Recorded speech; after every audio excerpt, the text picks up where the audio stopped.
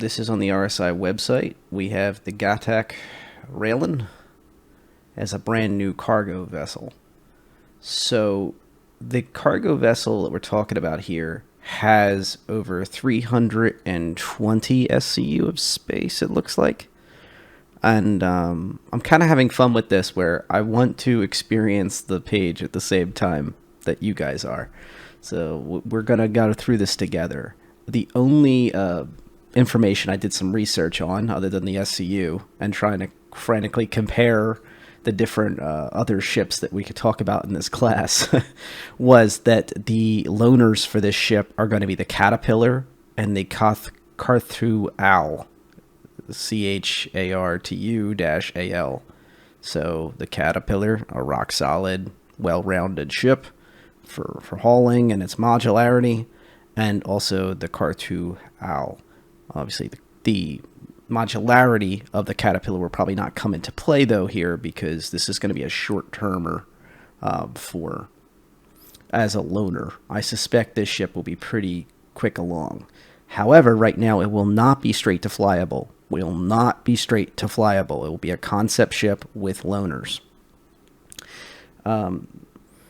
This company, Gatac, was brand spanking new. They brought it out just for this ship, as I understand it, from the Xi'An race. As you can see, it has cargo. These are pods that hold all the different cargo. It has decent guns. I think it's 2 size 4 gun turrets. And I think it's a pretty interesting ship. One of the biggest things with alien ships is people always talk about the alien tax, which means the price is going to be pretty high. And any prices you see in this video are going to be in US dollars. So your price may be different based on taxes, based on where you are in the world, better or worse. We'll see.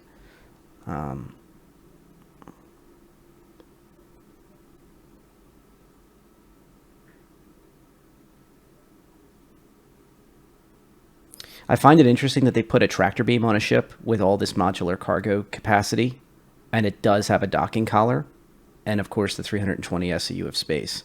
That's a pretty reasonable capacity. I like that the turrets are a lot like the Hammerhead, larger, they stick out turrets when they're in use. So you have 2 size 4 guns on each side of the ship, and they look like they have pretty good arcs. There is some stuff blocking their view, but it's not too bad once it's deployed in the correct configuration. They mentioned Gravlev technology, a lot like the Nomad, where it will have specialized landing gears. And I saw that there was a gravity elevator system, both to get you into the ship and also to get you through the ship, which I find interesting. At this length, at 53 meters, that's pretty good for the size of ship. I feel like this is going to be, in a weird way, a pretty efficient ship for cargo. You can see a significant portion of the ship is dedicated to cargo space. And I think in the dead center is the like the crew mess and everything else like that. I would not look too hard at the crew of 4. That would assume that both turrets are filled with people. You could technically probably have 3 in this type of ship, maybe 2 even, depending on what you're trying to do. I could definitely see, maybe 1 pilot, 1 guy playing engineer / gunner, and another guy running the turrets and handling logistics if you're doing multiple drop-offs, etc., etc. I could see like multi-use crews in this ship. Right here, you can see where the missiles come out. They'll probably might not be bespoke. I think the launcher will be bespoke. These missiles are probably different types you can use. We'll find out in just a moment. This is what I'm really interested in, though, is the cargo system and docking collar system. This looks like the docking collar here. I don't know what that is there. And that looks like its landing configuration has like these 4 larger pieces that come down. That was that system we saw up top. This is definitely the bridge. There's 4 seats. Once again, I don't see this as a 4-seater ship. And then you can see the guns once again sticking out a little bit there. This is the interior Gravlev elevator system right here to here. And that's just an action shot. So this is also showing you once again the crew mess in the dead center of the ship. Here's a turret access clearly written in. I actually appreciate this when they do the concept art and they show little information like that to kind of give away what different things are. Let's jump into the brochure next.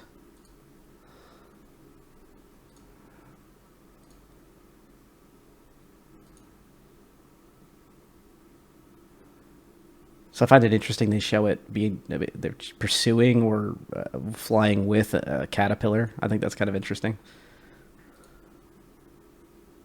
It's once again showing the modular storage areas and the turrets, highlighting them.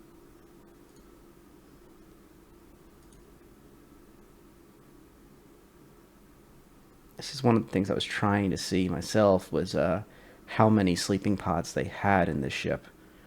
Judging by the fact you have C2, C1, C2, C3, and then I'm assuming there's a fourth if there's going to be up to 4 crew, but this is what we've seen so far. um, just a little bit different, to say the least. Nutrition systems, bathrooms, a scratch wall. The Xi'An are a different kind of species, to say the least. I find it kind of interesting that they have a scratch wall. I guess we'll see how that actually looks in game. That's pretty cool little tidbit. You know, you wouldn't see that on a human vessel. Maybe you'd see it on like if other Earth-based creatures had walls. Maybe they'd have a bear, a sentient bear species would have like a tree they would rub their back on or something. Kind of reminds me of that a little bit. To have a scratch wall in a system. I don't think it harms the ship at all. It's a neat little thing. It's kind of adorable.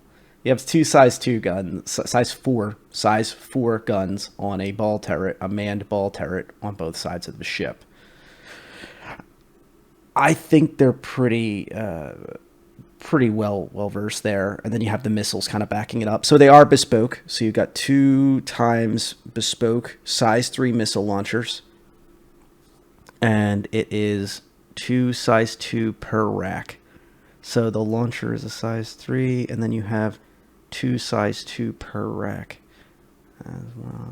Then you have 2 bespoke size 4 missile launchers, and that makes it 8 times size 1 per rack.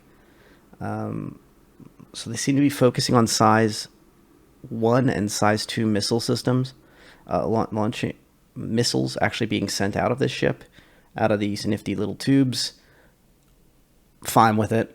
I think the 2 size 4 guns on each side turret that have good angles is pretty good. It is not perfect. I think the side guns, you know, they have their limitations. I think there's going to be dead spots on the top and the bottom of the ship. It's up to the pilot to be a good pilot and be able to keep moving. And we'll see how this thing performs in atmosphere. This has a lot of pieces to it, so I'm not quite sure how this thing's going to behave when it's in atmo. And it's hauling 320 SCU of cargo, which is pretty respectable for a ship of this size. But that's really what it is. It's not a dogfighter. It's not a combat attacker class or something, or a mid-size, you know. We're not talking about even a freelancer MIS or something. We're talking about a dedicated cargo vessel that happens to have reasonable defenses.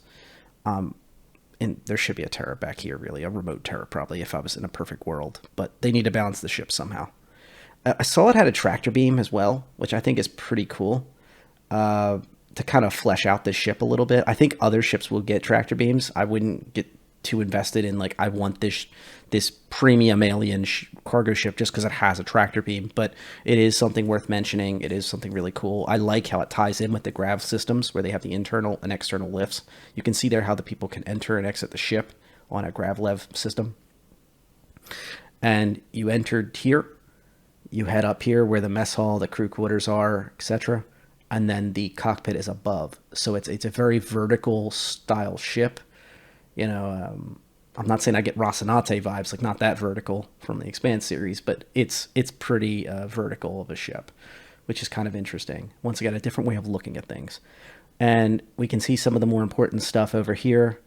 We've got a medium life support, large power plant to power everything, medium quantum drive, medium jump drive, large 2 times shield generator. So this thing will be a little bit tanky for its size. 2 large coolers, 1 large shield emitter, medium computer. So you're not going to be able to blade those turrets, most likely.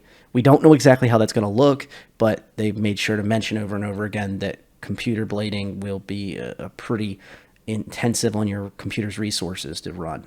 Only a medium radar, so you won't be able to see threats from super long distance, but that wouldn't be expected on this kind of ship.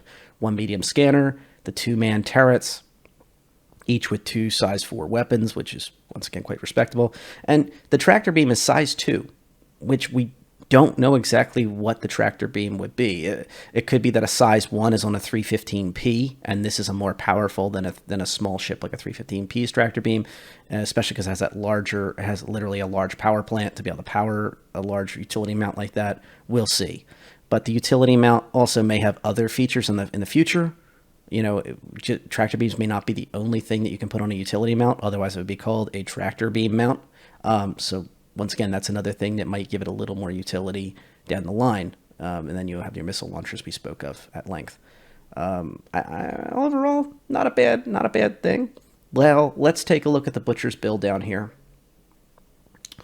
So remember, prices are in USD. It looks like in the standard price will be $225 USD. They have a Chairman's Club offer for $200 with a paint job, or you can get the paint on its own for $11. One strategy that a lot of people have been saying lately is to get the paint job by itself and then buy the ship in game later, or buy the vehicle as a CCU or something like that. If you want to get the paint, you can't avoid it any other way. Let's see. This is a war bond sale for the Chairman's Club version for the $200.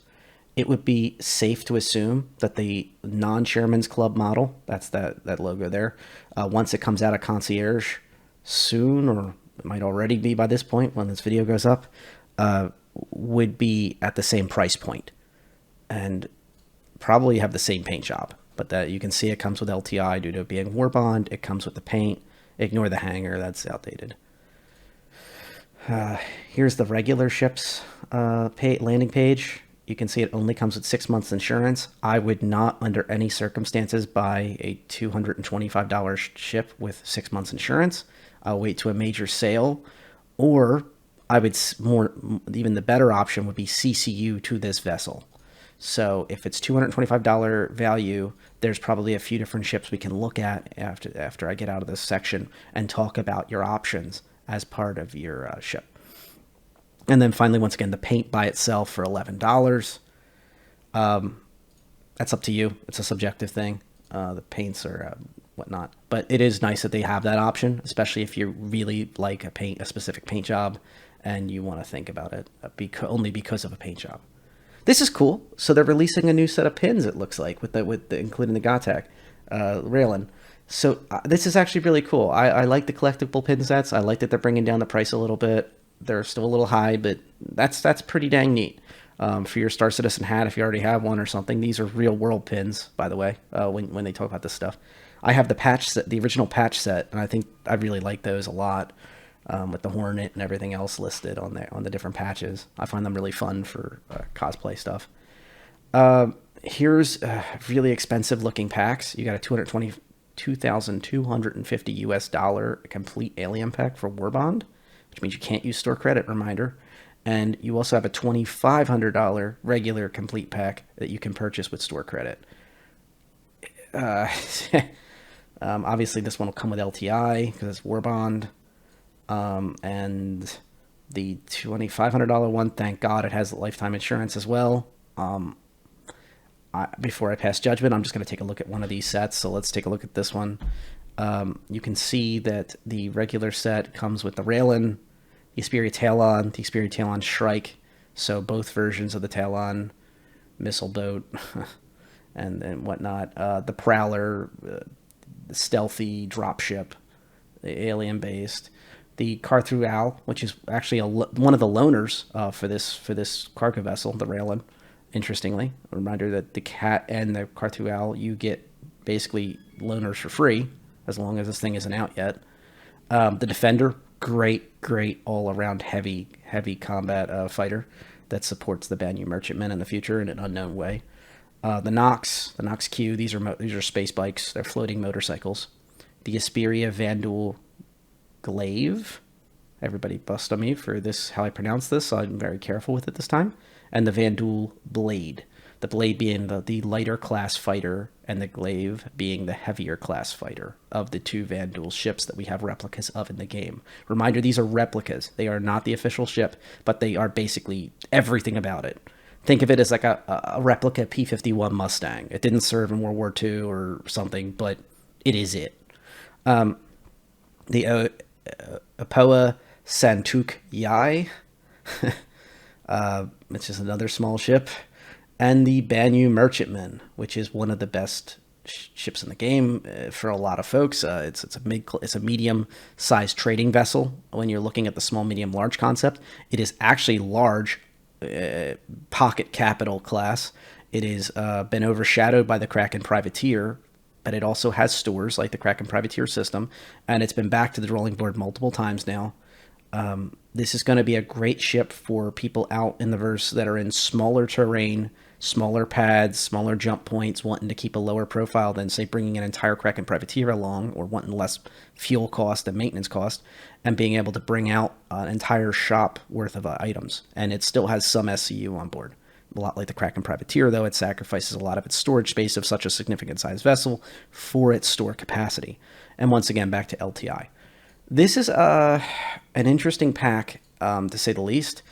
I do not think it's worth it, but if you have, there's the Santoki. If you do not have the time in, like a lot of folks have, and you have a lot of free income, these are available. And I guarantee if you're seeing this by tomorrow, this will likely be back, just in a different capacity, or you might have to wait a little bit. Probably less than a day you'll have to wait. And right here, this is the last thing I wanted to show, was upgrading to the Gatac Railen, the new Xi'An cargo ship. There's a couple different options that we could go through here, and let's take a look. So here's an example of a good upgrade path for some. You could have a Corsair and then have the Railen sitting in your buyback. Sorry, have your Railen CCU sitting in your hangar, ready to be applied. For if you decide hey, the Corsair came out, I'm not happy with it, I'll switch over to the Railen, or vice versa. Remember, if you upgrade to the Railen, until this thing comes out, you have the Cat and the Santokai, and the Carthu Owl, the Caterpillar and the Carthu Owl as your loaners. So this is a great combination of ships. If you're happy with this, keep it, and then you can obviously melt this CCU. And if you aren't happy with it, you can bump over before or after it becomes a new ship, and you can have a whole collection of different ships to play with now and later. Also in this category, I would say that another good ship to upgrade from and to would be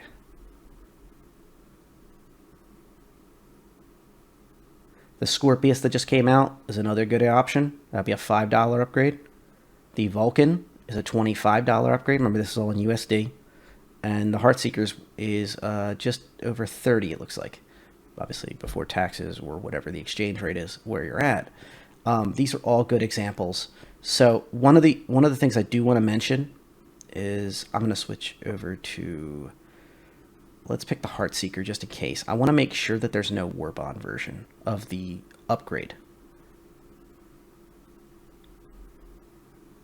So it looks like there is no Warbond version of the Railen upgrade. There is no discount to upgrade to it. It's available right now. This could change later in Alien Week. This may not be part of the initial pre-sale. So that's another thing to keep in mind. Sometimes you might want to jump on something if you see that opportunity is available immediately. Other times you may want to wait and see where the chips fall. That's always something I suggest to folks is constantly look at the best options for you and consider them before you make the leap to purchase a very expensive ship, and definitely before you apply a CCU of any kind whatsoever. Okay, I just unpacked a lot there. I really think this was a different style of episode. So if this helped you, I highly suggest please like, comment, and subscribe. And especially on this one, please drop comments about what you think of the Railen. It's in a category that is pretty interesting. You have the M2 Hercules sitting at 468 SCU, whereas this thing has 320. You have the C2 Hercules at 672 cargo. So it really blows. It's not even in the same category as the C2 at all. And then you have the Drake Caterpillar.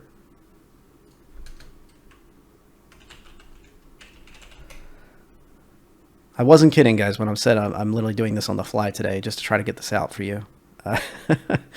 Uh, it has 576 SCU of cargo. So it would be mentioned that the Caterpillar is probably another class of ship that's probably the best to compare this to. It has 576 SCU. It's a large size ship. But it has a draft that is over double the length of the Railen. The Railen enjoys that vertical capacity a lot more. So you have half the length of ship. So this will be able to kind of be more nimble and maneuver. But the Caterpillar has the ability to also use tractor beams, and it has 4 modular rooms on the front of it. So I would say out of the two, the Railen has a really cool look. It has really nice defensive armament, 2 size 4s on each side of the ship, versus the Caterpillar that has 2 size 3 M5A cannons, and it has 2 size 2 M4A cannons as its main weaponry, and then it has 4 size 4 M6A cannons across 2 size 6 man turrets.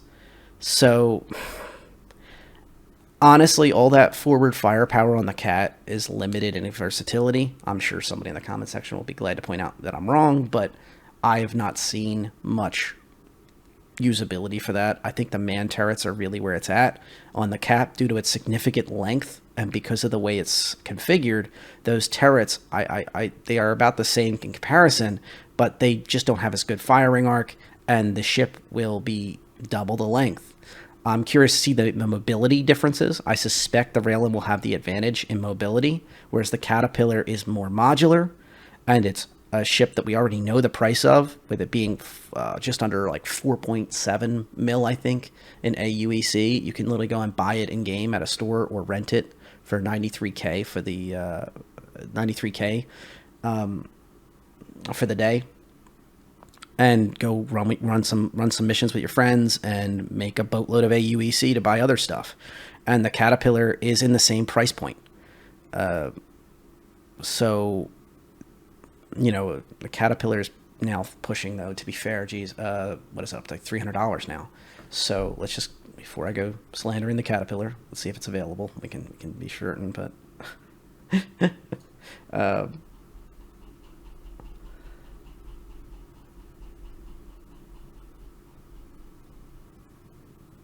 yep, $295. And don't ever get the Pirate Edition unless you can somehow squeeze it in with LTI or a 10-year or something, by the way. It has poor insurance. But the $295 Caterpillar, heck, even the cool-looking Best of Show one, I believe is in a different mindset than this new Railen ship. I see this ship as a great stepping stone for someone who's into purist and the alien side of things, or just wants more mobility in a smaller package, and really is looking for this style of ship, probably 2 to 3 crew.